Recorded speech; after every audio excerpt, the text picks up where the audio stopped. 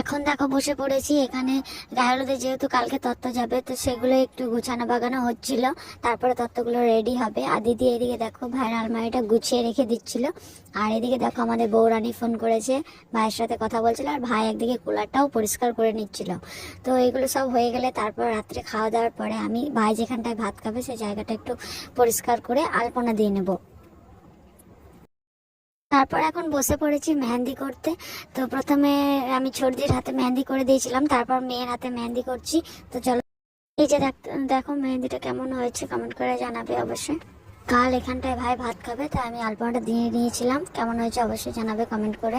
এই ভিডিওটা কিন্তু গায়ে হলুদ দিন সকালবেলা করছিলাম, আর এখানে দেখতে পাচ্ছ আমি রেডি হচ্ছিলাম তত্ত্ব নিয়ে যাবো। তো এখন আমি রেডি হচ্ছি, আর খুব তাড়াতাড়ি আসবো নেক্সট ভিডিও নিয়ে। তো তখন সবাই প্লিজ চ্যানেলটাকে সাবস্ক্রাইব করে দিও। টাটা।